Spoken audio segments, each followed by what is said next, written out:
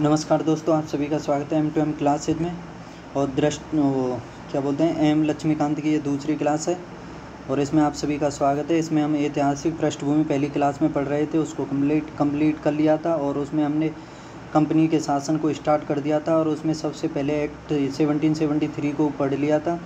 अब इसमें हम 1781 का जो अमेंडमेंट एक्ट है उसको देखते हैं कि जो इसको भेजने का सबसे पहला कारण और मुख्य उद्देश्य यह था कि जो 1773 के एक्ट में जो खामियां ब्रिटिश सरकार को लगी थी उन्हीं को सही करने के लिए यह 1781 का एक्ट पारित करके भेजा था। और इसे बंदोबस्त कानून यानी एक्ट ऑफ सेटलमेंट के नाम से भी जाना जाता है। और इस कानून की प्रमुख विशेषताएं थीं जो आपके सामने हैं। पहली विशेषता थी इसकी कि इस कानून ने गवर्नर जनरल और इसकी काउंसिल को सर्वोच्च न्यायालय के क्षेत्राधिकार से बरी अथवा मुक्त कर दिया था। यानी अब यह इस गवर्नर और इसकी काउंसिल अपने निर्णय स्वतंत्र रूप से ले सकती थी, उसके ऊपर न्यायालय की कोई पाबंदी नहीं थी। और उनके ऐसे कृत्यों के लिए उन्हें कोई पद धारण के अधिकार से और ऐसे कृत्यों के लिए जो उन्होंने अपने पद धारण के अधिकार से किए थे, उसी प्रकार कंपनी के सेवकों को भी उसी कार्य करने के दौरान की गई कार्यवाहियों के लिए सर्वोच्च न्यायालय के क्षेत्राधिकार से मुक्त कर दिया था। यानी इन्होंने जब से पद धारण किया उसके बाद से जब इनके द्वारा कोई कार्य किया जाएगा तो उस पर न्यायालय में कोई कार्रवाई नहीं की जाएगी। अगली विशेषता थी इसकी कि इस कानून में राजस्व संबंधी मामलों तथा राजस्व वसूली से जुड़े मामलों को भी सर्वोच्च न्यायालय के क्षेत्राधिकार से बाहर कर दिया था। यानी राजस्व संबंधी मामले और राजस्व वसूली से संबंधित मामलों को भी न्यायालय की पहुंच से बाहर कर दिया था।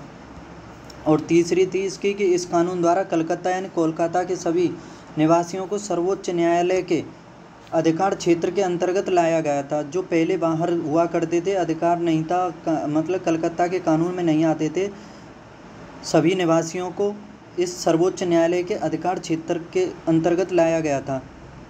ठीक है, आगे इसकी चौथी विशेषता थी इस कानून द्वारा व्यवस्था की गई थी कि प्रांतीय न्यायालयों की appeal governor general in council के यहाँ दायर होगी, ना कि सर्वोच्च न्यायालय में।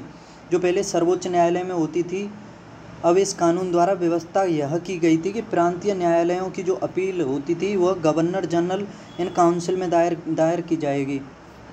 और इस कानून में गवर्नर जनरल इन काउंसिल को प्रांतीय न्यायालयों एवं काउंसिलों यानी प्रोविंशियल कोर्ट एवं काउंसिल के लिए नियम विनियम बनाने के अधिकृत किया गया था।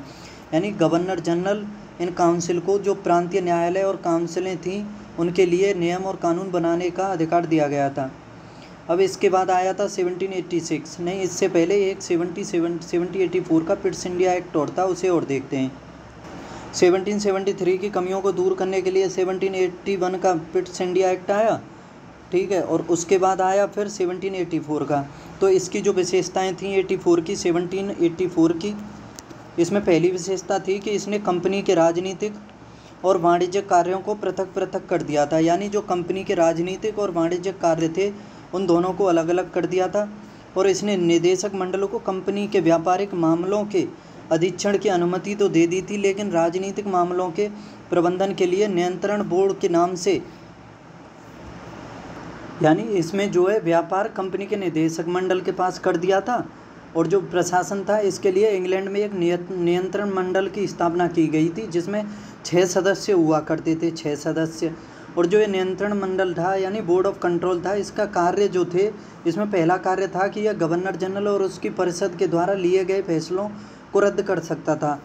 ठीक है, जो इसका महत्वपूर्ण कार्य था, यह गवर्नर जनरल और उसकी परिषद के द्वारा जो निर्णय लिए जाते थे उनको यह बोर्ड ऑफ कंट्रोल रद्द कर सकता था। और इसी एक्ट के तहत जो गवर्नर जनरल की काउंसिल थी, गवर्नर जनरल की जो काउंसिल थी उसमें 4 सदस्य थे पहले, और अब एक घटा करके 3 कर दिया गया था। और इंग्लैंड में एक न्यायालय की भी स्थापना की गई थी, न्यायालय की स्थापना इंग्लैंड में की गई थी जो कंपनी के कर्मचारियों के मामलों के लिए उत्तरदायी था। जो न्यायालय इंग्लैंड में स्थापना की गई थी वो जो कर्मचारियों पर मामले चलाए जाते थे उन सभी के लिए उत्तरदायी था। और इसी के द्वारा कार्यपालिका और न्यायपालिका को भी अलग अलग कर दिया गया था। आपको एक बात और बता दूं कि 1785 में वॉरेन हेस्टिंग्स को वापस इंग्लैंड बुला लिया गया था। तो वहाँ पर एक एडमंड बर्ग का नाम का एक व्यक्ति था जिसने वॉरेन हेस्टिंग्स पर कुशासन के आरोप लगाए थे, जिसके बाद उस पर महाभियोग लगाया गया था। और यह एकमात्र गवर्नर जनरल था वॉरेन हेस्टिंग्स जिस पर महाभियोग लगा था, वॉरेन हेस्टिंग्स, ठीक है। और इस कारण यह अपने पद से हटा दिया गया था फिर, क्योंकि इसे जो शक्तियाँ हद से ज़्यादा दी गई थी इसने उन सभी का दुरुपयोग किया था। और फिर इसके बाद भेजा गया था 1786 का एक्ट, इसके बाद भेजा गया 1786 का अधिनियम। 1786 में लॉर्ड कॉर्नवालिस को बंगाल का गवर्नर जनरल नियुक्त किया गया और उसने इस पद स्वीकार करने के लिए 2 शर्तें रख दी थी कि अगर मुझे मतलब न्यायिक शक्तियों के साथ साथ अगर प्रशासनिक शक्तियाँ भी दी जाएंगी तो मैं गवर्नर जनरल बन के इंडिया जाऊँगा। और आपको बता दूं कि यह एक सम्मानित व्यक्ति था, इस वजह से ब्रिटिश सरकार को यह बातें माननी पड़ी और उसे प्रशासनिक और सैनिक दोनों शक्तियां दे दी गईं। और इस वजह से यह इसके पास शक्तियां आ गईं तो यह जो न्यायालय था उसके फैसलों को रद्द कर सकता था, ठीक है। और 1793 में ही जो व्यापारिक एकाधिकार इंग्लैंड से मतलब महारानी के द्वारा जो ईस्ट इंडिया कंपनी को दिया गया था उसकी अवधि 20 वर्ष कंप्लीट हो गई थी, तो उसे बढ़ाने के लिए ही यह 1793 नहीं, हम 1786 पढ़ रहे हैं पहले। हाँ सही है 1786 तो कंप्लीट कर दिया हमने। अब 1793 का एक चार्टर अधिनियम भेजा जाएगा। तो उसके बारे में बता दूं कि 1793 में जब व्यापारिक एकाधिकार की अवधि 20 वर्ष पूरी हो गई थी, क्योंकि 1773 में भेजा गया था, तो उसके बाद 1793 में 20 वर्ष की अवधि पूरी हो गई, तो इस वजह से उस एकाधिकार की अवधि को आगे बढ़ाने के लिए 1793 का चार्टर अधिनियम भेजा गया। और इसके द्वारा इसकी जो विशेषताएँ थीं वो देखो, पहली विशेषता थी इसकी कि इसने लॉर्ड कॉर्नवालिस को दी गई काउंसिल के निर्णय के ऊपर अधिभावी शक्ति को भविष्य के सभी गवर्नर जनरलों एवं प्रेसिडेंसियों के गवर्नरों तक विस्तारित कर दिया था। यानी इससे व्यापारिक अधिकार को 20 वर्ष के लिए बढ़ा दिया। और 1793 के एक्ट से तय किया गया था, आगे इसमें तय किया गया था कि गवर्नर जनरल को अधीनस्थ बॉम्बे और मद्रास प्रेसिडेंसी की सरकारों के ऊपर अधिक नियंत्रणकारी शक्ति प्रदान की जाएगी। और इसने भारत पर व्यापार के एकाधिकार को अगले 20 वर्ष के लिए बढ़ा दिया। इसने कमांडर इन चीफ के गवर्नर जनरल काउंसिल के सदस्य होने की अनिवार्यता समाप्त कर दी, बशर्ते कि उसे उसी रूप में नियुक्त किया गया हो। और इसके द्वारा जो सबसे महत्वपूर्ण कार्य था वो ये किया गया कि बोर्ड ऑफ कंट्रोल के जो सदस्य और कर्मचारी थे उनको अब भारत के राजस्व से ही भुगतान किया जाएगा, यानी वेतन दिया जाएगा, जो पहले इंग्लैंड के राजस्व से दिया जाता था। आप एक महत्वपूर्ण पॉइंट याद रखना कि 1793 के चार्टर के द्वारा ही जो भारत में लिखित कानूनों की शुरुआत हुई थी, जो कानून थे उनकी लिखित रूप में शुरुआत 1793 के चार्टर के द्वारा ही हुई थी। और लिखित कानूनों की व्याख्या करने का अधिकार भी सर्वोच्च न्यायालय को दिया गया था।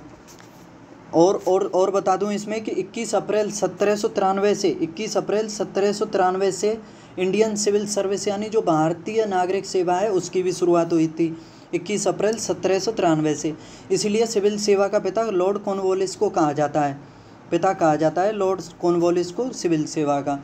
और 1793 में ही शुरुआत हुई थी राजस्व पुलिस और राजस्व बोर्ड की, इसलिए इसे राजस्व पुलिस और राजस्व बोर्ड का भी पिता कहा जाता है। और इसके ठीक 20 वर्ष बाद भेजा गया था 1813 का चार्टर अधिनियम। तो 1813 के चार्टर अधिनियम को देखते हैं। इस कानून के द्वारा जो महत्वपूर्ण कार्य किया गया था, इसने कंपनी का जो व्यापार एकाधिकार था ईस्ट इंडिया कंपनी का, उसे समाप्त कर दिया था। यानी अब इसमें यह प्रावधान किया गया कि अब भारत में आकर के यूरोप की और भी कंपनी कोई भी आकर के भारत में व्यापार कर सकता है, केवल ईस्ट इंडिया ही कंपनी नहीं करेगी, अब सभी आकर के भारत में व्यापार कर सकते हैं।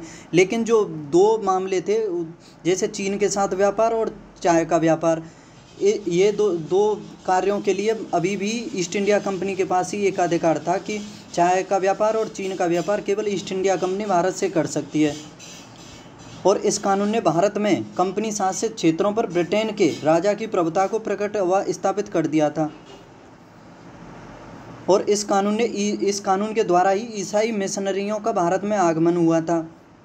और इस कानून ने भारत के ब्रिटिश इलाकों में बासिंदों के बीच पश्चिमी शिक्षा के प्रचार की व्यवस्था की थी। यानी 1813 के जो चार्टर अधिनियम था, इसके द्वारा ही भारत में जो पश्चिमी शिक्षा थी उसका प्रचार हुआ था। और इसकी अगली विशेषता थी कि इस कानून ने भारत की स्थानीय सरकारों को व्यक्तियों पर कर लगाने के लिए अधिकृत किया था। कर न चुकाने पर उन्हें दंड का प्रावधान भी था। अब फिर इसके ठीक 20 वर्ष बाद भेजा गया 1833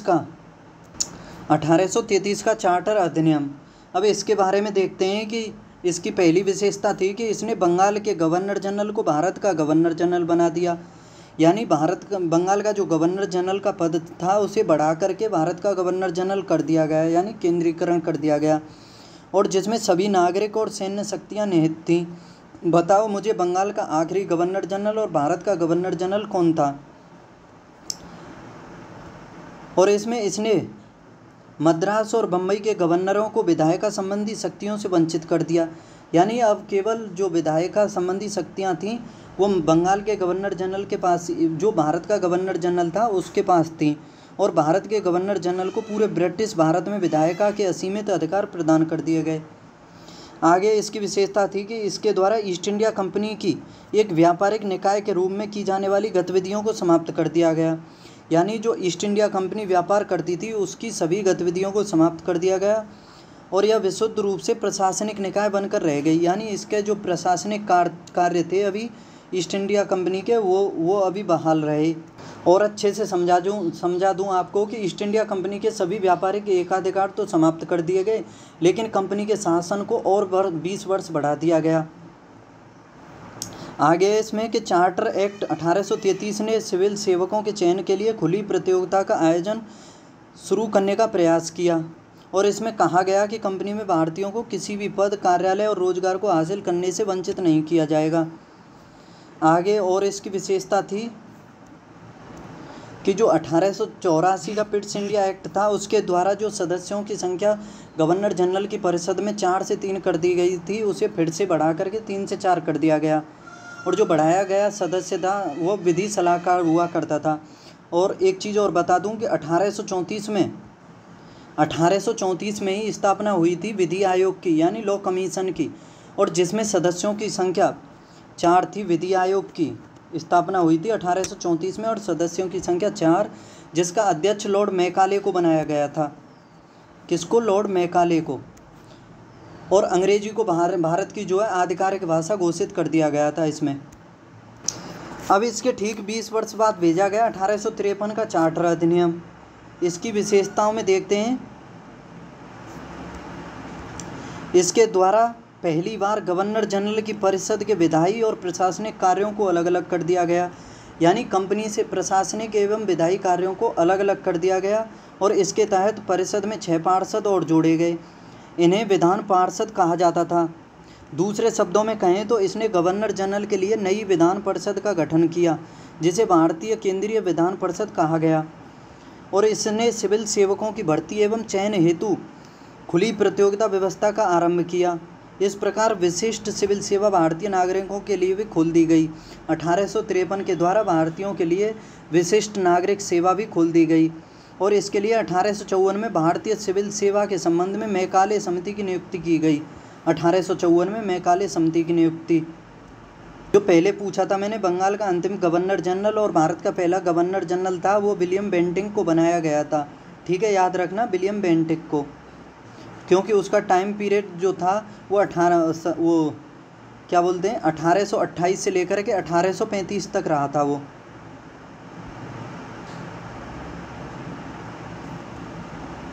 फिर इसमें आगे विशेषता है कि इसने कंपनी के शासन को विस्तारित कर दिया और भारतीय क्षेत्र को इंग्लैंड राजशाही के विश्वास के तहत कब्जे में रखने का अधिकार दे दिया था। ठीक है, और बता दूं इसमें कि इसने प्रथम बार भारतीय केंद्रीय विधान परिषद में स्थानीय प्रतिनिधित्व को प्रारंभ किया। गवर्नर जनरल की परिषद में 6 नए सदस्यों में से 4 का चुनाव बंगाल, मद्रास, बम्बई और आगरा स्थानीय प्रांतीय सरकारों से किया जाने लगा, और कानून बनाने के लिए एक विधान परिषद का भी गठन किया गया था, जिसमें सदस्यों की संख्या 12 थी। ठीक है, कितने सदस्य थे? 12। और निदेशक मंडल जो था उसके सदस्यों की संख्या को भी 24 से घटा करके इसके द्वारा 18 कर दिया गया था। और एक और मेन पॉइंट बता दूं कि 1853 के द्वारा ही जो भारतीय नागरिक सेवा है के लिए लिखित परीक्षा की शुरुआत हुई थी। लिखित परीक्षा की शुरुआत 1853 के द्वारा हुई थी। ठीक है, याद रखना इसे, 1853 के द्वारा लिखित परीक्षा की शुरुआत हुई थी। आगे अब इसके बाद है 1858 का। अब यहाँ पर 1853 पर ख़त्म हो जाता है ये कंपनी का शासन और 1858 से चलेगा। 1858 से ताज का शासन और यह 1947 तक चलेगा। और इसमें पहला अधिनियम था 1858 का भारत शासन अधिनियम। और इस अधिनियम का निर्माण 1857 का जो विद्रोह हुआ था, प्रथम स्वतंत्रता सिपाही विद्रोह भी कहा जाता है, जिसे भारत के शासन को अच्छा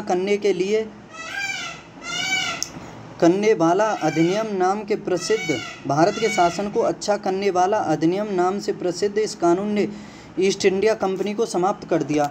यानी जो ईस्ट इंडिया कंपनी है उसकी समाप्ति 1858 के अधिनियम के द्वारा हो गई थी और इस प्रसिद्ध कानून ने ईस्ट इंडिया कंपनी को समाप्त कर दिया कंप्लीट। अब इसमें देखते हैं। और 1858 के द्वारा ही गवर्नर क्षेत्रों और राजस्व संबंधी शक्तियां भी ब्रिटिश राजशाही को हस्तांतरित कर दी गई थी। मेन बात बता दूं कि जो 1858 का भारत शासन अधिनियम है, इसे महारानी विक्टोरिया का घोषणा पत्र भी कहा जाता है, क्योंकि 1857 के विद्रोह तक ब्रिटेन का पीएम तो पामस्टन था और जैसे ही विद्रोह खत्म हुआ 1858 में पीएम बना लॉर्ड डर्बी बना था 1858 में इंग्लैंड का पीएम, और महारानी विक्टोरिया थी और भारत का गवर्नर जनरल था उस टाइम कैनिंग। तो भारत के शासन को ईस्ट इंडिया कंपनी से ब्रिटिश क्राउन यानी महारानी विक्टोरिया को सौंप दिया गया था। ठीक है, और विक्टोरिया को भारत की सम्राज्ञी भी घोषित किया गया था इसी के द्वारा। अब आगे देखते हैं इसमें कि इसके तहत भारत का शासन सीधे महारानी विक्टोरिया के अधीन चला गया और गवर्नर जनरल का नाम बदल करके वायसराय कर दिया गया था। यानी 1858 के द्वारा वायसराय बन गया था भारत का गवर्नर जनरल और पहला वायसराय लॉर्ड कैनिंग था। आगे इसमें कि इस अधिनियम ने नियंत्रण बोर्ड और नियंत्रण कोर्ट को समाप्त करके भारत में द्वैध शासन प्रणाली समाप्त कर दी थी। नियंत्रण बोर्ड और नियंत्रण कोर्ट को समाप्त कर भारत में शासन की द्वैध प्रणाली समाप्त कर दी इसके द्वारा। और इसका जो महारानी विक्टोरिया का घोषणा पत्र था उसको इलाहाबाद में एक मिंटो पार्क जगह है, 1 नवंबर 1858 में लॉर्ड कैनिंग के द्वारा पढ़ा गया था। जो महारानी विक्टोरिया का घोषणा पत्र था उसे मिंटो पार्क में पढ़ा गया था। इसके द्वारा ईस्ट इंडिया को तो बिल्कुल समाप्त कर दिया गया और निदेशक मंडल एवं नियंत्रण मंडल को भी निलंबित कर दिया गया। इसके स्थान पर एक नया पद बनाया गया था राज्य सचिव का। ठीक है, राज्य सचिव। और भारत सचिव की सहायता के लिए 15 सदस्यीय परिषद गठन किया गया था। जैसे ये एक नया पद राज्य सचिव,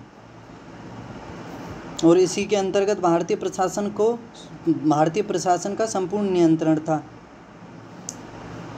और इस कानून के तहत भारत सचिव की परिषद का गठन किया गया जो एक निगमित निकाय थी। 1858 के कानून का प्रमुख उद्देश्य प्रशासनिक मशीनरियों में सुधार करना था। ठीक है, और यह हमेशा ब्रिटिश की संसद में ही मंत्रिपरिषद का सदस्य हुआ करता था जो ये राज्य सचिव था। और इसको सलाह देने के लिए भी एक परिषद बनाई गई थी जिसमें 15 सदस्य हुआ करते थे। ठीक है, जो राज्य सचिव था इसकी परिषद में 15 सदस्य हुआ करते थे और यह उसे सलाह देने के लिए बनाई गई थी, जिसे भारतीय परिषद के नाम से जाना जाता था। यानी राज्य सचिव की परिषद को भारतीय परिषद के नाम से जाना जाता था। और इसमें 15 सदस्यों में से 18 सदस्यों की नियुक्ति तो ब्रिटिश क्राउन के द्वारा की जाती थी और 7 सदस्यों की नियुक्ति इंग्लैंड में कंपनी के जो डायरेक्टर होते थे वो करते थे। और भारत के राज्य सचिव और स्थानीय परिषद को मिलाकर कहा जाता था गृह सरकार। यानी भारत का जो राज्य सचिव और भारतीय परिषद को मिलाकर के कहा जाता गृह सरकार कहा जाता था उसे। और गृह सरकार के जो सदस्य थे, गृह सरकार के सभी सदस्यों के वेतन और भत्ते भारतीय राजस्व से ही दिए जाते थे, भारतीय राजस्व से ही।